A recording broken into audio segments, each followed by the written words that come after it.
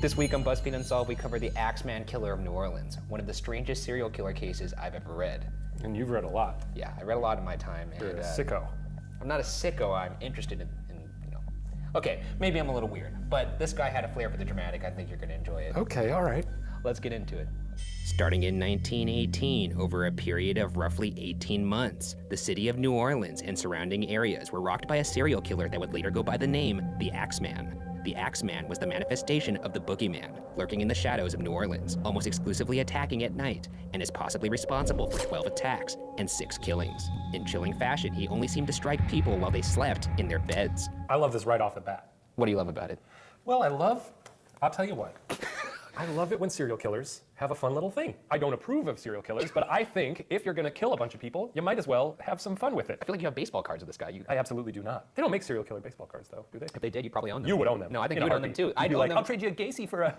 I'll trade you a Gacy for a Zodiac. Yeah. The Axeman eerily never used his own tools. He only used what he could find on hand in the victims' households, usually an axe, which he typically left behind at the scene of the crime. Everybody had an axe back in the day, huh? Yeah, you know, my biggest takeaway from this case is why not just throw your your axe axe away. away? Yeah, it's literally the first thing I would do. But these people were like, leave the axe in Hope the he doesn't shed. take my axe.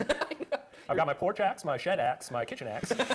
His creepy tendencies now established. Let's get into the timeline. On May 23rd, 1918 at 4901 Magnolia Street, the first suspected Axeman attack occurred. Catherine and Joseph Maggio were struck violently by an axe, a straight razor used on their throats. Wait, he hit him with the axe and then cut their throats? I don't know. It also could have been his, since it was his first one, he was figuring out Oh, if he was gonna dabbling be, in, he was like, like, different either things? I'll be the Axeman or the Razor Boy. Razor Boy would be a good sidekick for him. Razor Boy's not Axeman and Razor Boy? Axeman, I think, strikes a little bit more fear into my heart than Razor Boy. Lock your doors, Razor Boys have tonight. Catherine had been almost entirely decapitated, and Joseph had suffered many severe injuries. The bodies were discovered by Joseph's brothers, who lived in the same house. Nothing was heard or seen, and no valuables were taken. The bottom panel of the kitchen door was knocked out. All that was found was an axe. So he probably went back here through the back door, because that's usually how he did it. I assume the only people who saw him were the ones who were killed. Some of them survived, and they would just report like a large looming figure, like a dark figure. So he really did become kind of like a boogeyman. He kind of goes with the creeps. There are beads everywhere in this town. That means New Orleans. Fingerprinting was around at the time, but was allegedly not yet a standard procedure. A little over a month later, on June 28, 1918, near the corner of Dorgenois and La Harpe Streets, another attack occurred. A severely injured Louis Bessemer and Anna Lowe were discovered by a baker named John Zanka making morning deliveries. That's sad for a baker. They actually thought he did it. They thought the baker did it? Well, I mean, like anybody naturally. That's why if I ever found a dead body, I don't know if I'd call it in, man. You wouldn't call it in? I'd call it in anonymously. I would not want any part of it because that's the first person they look But at. in today's surveillance state, you would be suspect number one because they'd be like, why'd you call it in anonymous? Well, then maybe I'll just spend my whole life trying to avoid dead bodies. How about that? Also, this guy didn't know. He was just delivering bread. He opened He the was door. probably like, good morning, I've got your beignet, oh my God. Louis would actually survive the attack, and Anna would survive for another 7 weeks before dying. Anna supposedly recounted to the police that a large white man with a hatchet had attacked them. The bottom panel of their bedroom door was missing, and once again, a bloody axe was left at the scene. Another beautiful street, though. It is a beautiful street. The trees in this area are just so nice. Sometimes even the most beautiful places hold the darkest secrets, though. Profound. Okay. Roughly a month later, on August 5th, 1918, in an undisclosed home location, Mrs. Ed Schneider was found by her husband in the afternoon at their home. Mrs. Schneider was still alive and rushed to Charity Hospital and would reportedly survive the attack. Upon investigation, it was discovered that their axe was missing from their shed. Mrs. Schneider was also pregnant, and I'm happy to report that in the week following the attack, she successfully gave birth. Good for her. Yeah, that's something. That's a super mom right there. Is that the only axe baby out of this whole story? I think that. Can you imagine being an axe baby? I don't know if that's a thing. I'd go around telling everybody, one of one. My mom took a- one of a kind baby, axe baby. My mom took some hard steel to the noggin, and then I popped out. Jesus.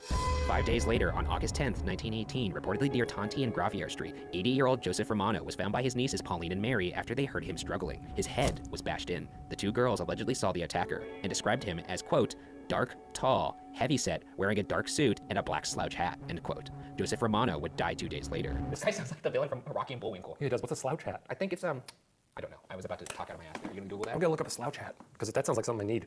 Right now we're at the side of the 4th attack. Think the Yellow House? It may be. We just know it's on this corner. Honestly, this Axeman might just be a fan of quaint houses. He's a fan of corners, too. Not that it's okay to kill anybody, but the elderly above all. Yeah. Really, at least he lived a full life, right? Oh, you're right, actually. Well, he didn't. I'm sure that's not how he wanted to go out when he was picturing retirement. nobody does, Getting but- hit with an axe. I rescind my statement. Maybe if you're gonna be a serial killer, Maybe kill elderly people. kill the elderly. That's a weird thing to advocate, but I mean, but they've lived a long life. that's true. Around this time, August 1918, the New Orleans State's newspaper allegedly recounted, quote, armed men are keeping watch over their sleeping families, while the police are seeing to solve the mysteries of the axe attacks. Extra police are being put to work daily, end quote. And when looking at the timeline, it apparently worked. For a while, that is. as nearly 7 months later, on March 10th, 1919, the 𝚘𝚕𝚎𝚊𝚗 family was attacked. Rose 𝚘𝚕𝚎𝚊 woke to her husband Charles fighting the Axeman, a fight that Charles would lose. Rose and their 2-year-old daughter Mary were also attacked. Rose and Charles would actually survive, but their daughter tragically did not. In typical Axeman fashion, the axe used belonged to the 𝚘𝚕𝚎𝚗s. Did they call it Axeman fever or Axemania? Or did they call him Axie? Or were they like, everybody in town's got Axeman fever as the terror continues to grip the community? This just in, throw away your axes. This just in, more skulls crushed. Whoa, throw out your axes. 5 days later, a New Orleans newspaper called the Times-Picayune received a letter from the apparent Axeman. Quote, "Hell, March 13th, 1919. Esteemed mortal, they have never caught me, and they never will. They have never seen me, for I am invisible, even as the ether which surrounds your earth. I am not a human being, but a spirit and a fell demon from hot as hell. I am what you Orleanians and your foolish police call the Axeman." End quote. This guy's a poet laureate. No, This is incredible. Is this Robert Frost? He also goes on to insult and threaten the police. Quote, "They have been so utterly stupid so as to amuse not only me, but his satanic majesty, but tell them to beware. Let them not try to discover what I am, for it were better that they never were born than for them to incur the wrath of the Axeman." End quote. It is very Old Testament. Like most serial killers just like to stroke themselves, and this is just... He was right, and he was He's like, judged- Because the devil, his satanic majesty. Jesus That'll get him. Time to go murder again. He also goes on to remind the people that he could be worse. Quote, "Undoubtedly, you Orleanians think of me as a most horrible murderer, which I am, but I could be much worse if I wanted to. At will, I could slay thousands of your best citizens, for I am in close relationship with the angel of death." End quote. Not to discredit him, but he is killing people in their sleep with an axe. And what's his success rate? I gotta say, your striking power and aim isn't Johnny on the spot. Yeah, you should be batting 1,000 at that You point. should be batting 1,000. However, the most important clause is a specific threat that would terrify the entire New Orleans community. Quote, "Now, to be exact, at 12:15 o'clock earthly time, on next Tuesday night, I'm going to pass over New Orleans. In my infinite mercy, I'm going to make a little proposition to the people. Here it is. I am very fond of jazz music, and I swear by all the devils in the nether regions that every person shall be spared in whose house a jazz band is in full swing at the time I have just mentioned. If everyone has a jazz band going, well then, so much the better for the people. One thing is certain, and that is some of those persons who do not jazz it on Tuesday night, if there be any, will get the axe." Jazz it. Quote. You better jazz it. He turned jazz into Honey, a we gotta jazz it. He turned jazz into a I'm not verb. gonna throw out this axe, so we better jazz it. He's a bit like Santa Claus. Okay, I'd like First to of hear all, he how- says he's gonna pass over New Orleans. That's a bit magical. Just imagine him flying through the skies with his big axe, riding a crocodile or an alligator or a demon, traveling on demon's wings, just looking down at all the little houses listening to jazz. It's like a good enough He's endless. like the Grinch trying to listen to the Beatles. Exactly right. I still don't understand how he's Santa Claus. Santa Claus never bashed anyone's head in with a big sack of toys. That's true, but he does give him coal. What? This letter would later spark the creation of a jazz song entitled "Don't Scare Me Papa," also known as the mysterious Axeman's Jazz.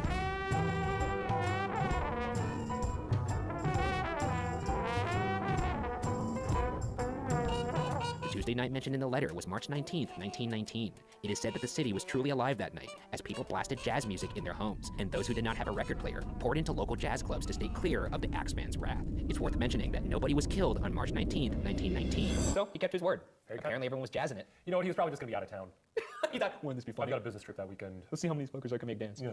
On August 10th, 1919, Steve Boca was badly injured in his home after he awoke to a man next to his bed with an axe. Boca managed to survive the attack, reportedly staggering to a friend's home, who then called the police. Boca did not regain his memory, likely due to the blows to the head. Yeah, that'll do it. Yeah, that usually does it. Yeah. I once fell into a pile of bricks when I was a kid. What? And I don't remember much of it after that. What? Yeah, I was climbing because we were playing hide and seek. I was trying to hide, and I thought I had the best hiding spot. Turns out I was wrong. The branch broke, and I This just... explains a lot. You fell into And after fire. that, I could see ghosts. I don't think it gave you the vision. It gave me my eyes. I think it put a hole in your brain. Later that month, or in early September, on 2128 2nd Street, 19-year-old Sarah Lawman was reportedly attacked by someone who entered through an open window. When she regained consciousness, she could not recall details of the attack. So this is the site of the second to last attack. And apparently the house is gone. Yeah. About 2 months later, on October 27th, 1919, at the corner of South Scott and Ulloa Street, the suspected Axeman attacked Esther and Mike Pepitone. Esther reportedly awoke around 1 a.m. to her husband screaming and ran to the bedroom. Her husband's head was struck 18 times and died 2 hours later. Esther saw 2 figures in the bedroom, but could not identify them as they fled the scene. By the way, 2 figures. Razor Boy. Oh my God, no. He's back. No, we're not calling He's back from boarding school. A bolt with a heavy nut, something used to secure a circus tent, was one of the apparent weapons. There was a circus on the nearby Tulane Avenue that weekend. Was this the last one? Yes. If this guy survived for 2 hours after getting struck 18 times, the Axeman probably wasn't used to that kind of resilience. He probably hit him once, and the guy was like, "Oh boy, what a bump!" And he was like, "All right, I guess I'll hit you again." He was like, "Oh my goodness, I didn't feel much better." He's like, 3, 4, 5. This takes us to the supposed end of the Axeman's killing spree. And with that, let's get into the theories. The first theory is that perhaps not all of the killings were the work of the Axeman. Some speculate that the Axeman's presumed final killing of Mike Pepitone was actually a mafia killing, due to Mike Pepitone's father killing a man in the past. Another Axeman attack that is scrutinized is the second attack on Louis Bessemer and Anna Lowe. If you'll recall, Louis Bessemer was severely injured, and his partner Anna Lowe was killed in that same attack. However, Bessemer was charged with the murder of Anna in bizarre fashion. Police found that Bessemer had written letters back and forth in Yiddish and Russian. They eventually came to the conclusion that Bessemer was part of a German spy ring, or spy master for the Kaiser, and the attack had nothing to do with the Axeman. A spy's not gonna bash someone's head in with an axe. And then bash his own head in. Right. He's gonna lower a string from the ceiling and put a drop of poison on it and let that poison fall into a sleeping person's mouth. Right in there. Well, if they're sleeping, then why don't you just drop it into their mouth like a little droplet thing? I don't know. That's what spies do. That's just what they do. That's the first time I've heard that. I think you just Everybody does that. I think you made it up. I did not make it up. It happens in a James Bond film. Which one? The racist one, where he's in Japan. Before dying, Anna Lowe allegedly blamed her partner Louis Bessemer and said that he was a Nazi spy. They also theorized that this case was a domestic dispute that ended with Louis attacking Anna. Nonetheless, Louis Bessemer was acquitted. There were definitely things that suggested this was the work of the Axeman, mainly the fact that it happened at home at night while they were sleeping with an axe. That would take such an enormous amount of fortitude to be able to, really smash someone. And then also, I have a hard time pulling off a Band-Aid. Though, you are a wimp, and if anyone would have mental fortitude to do something that would be painful, it would be a spy, wouldn't they? I just think it's very rich that you're calling me a wimp. Yeah. Because you hear a footstep and you go into, Oh, I better hide under the bed. In vain with this theory, it's also speculated on the internet that some of the killings of the Axeman could have been the work of a copycat. The second theory is that given the context of his bizarre letter, some believe the Axeman to be a supernatural figure that could slip through tiny entranceways and become the large man that witnesses describe the killer to be. No. It's just a theory. Well, it's dumb. He shrunk down like a little mouse, is that what you're saying? He's like Ant-Man? He's like, now I'm big, time to die. What? The last theory is actually a legitimate suspect, a man named Joseph Mumfrey. To start on Mumfrey, let's return to the Axeman's last crime, the attack on Esther and Mike Pepitone. If you recall, Esther survived the attack and her husband did not. Esther later moved to Los Angeles and remarried to a man named Angelo Albano. However, on the second anniversary of her former husband Mike's death by the Axeman, her current husband, Angelo, disappeared and was never found again. Esther recalled that before their marriage, Angelo had ended business relations with a man who went by many names, including Joseph Mumfrey. On December 5th, 1921, Mumfrey visited Esther's home at 554 East 36th Street in Los Angeles. He demanded $500 and Esther's jewelry, threatening that he would, quote, kill her the same way he had killed her husband, end quote. But, like a badass, Esther then killed him with a revolver. Whoa, good for her. We've had two badass ladies in the story. The girl who got whacked over the head, still gave birth and survived, and then this girl who got threatened and was like, oh, fuck that. Well, you know what I'll do is I'll shoot you. This is the spot where Esther shot Joseph Mumfrey to death. Kind of crazy to think that this may be the location where the Axeman actually was killed. Good for you, Esther. Shoot him in the face. Yeah, I mean, what more can you do? If he actually indeed killed two of her husbands, whether or not he's the Axeman, shoot him in the face. Yeah, face full of bullets. You had it coming. Give him a bullet sandwich. Now, what does this have to do with the Axeman? Given the fact that Esther was present for the Axeman slaying of her husband Mike Pepitone, when Esther was arrested for shooting Joseph Mumfrey, she claimed that Mumfrey was the Axeman and had seen him run from her bedroom the night her husband was slain. The LAPD noted that there was evidence linking Mumfrey to the death of Mike Pepitone, and Esther was acquitted for Mumfrey's death. Here are some other things that seem to suggest Joseph Mumfrey was the Axeman. Upon investigation, the police found that Mumfrey led a blackmailing gang in New Orleans that preyed on Italians, and almost all of the Axeman's victims were Italians. This guy's a racist? Most of them were Italian grocers. Whoa, fuck this guy. This is what made you turn. It's already the basis that he's going to be killed. I do not approve of that, but if he's going to do it, then at least do it randomly. They just don't kill people. Look, Ryan, what are we here for? I thought we were here to get into the mind of a serial killer. I know, I'm just saying, what if they all just happen to be Italian grocers? Oh, that's rich. It all just happened to be, yeah, that'll clear up in court. Mumfrey was in and out of prison for the past 10 years, and his time outside of prison coincided with attacks by the Axeman.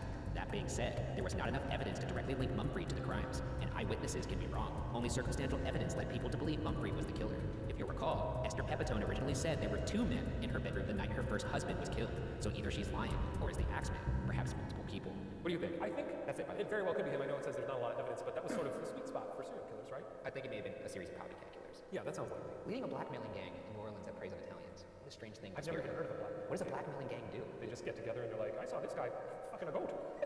In the end, there aren't many leads on the identity of the notorious New Orleans Axeman. Was this the work of a series of copycats? Or was this the result of one troubled individual? For now, the case remains unsolved.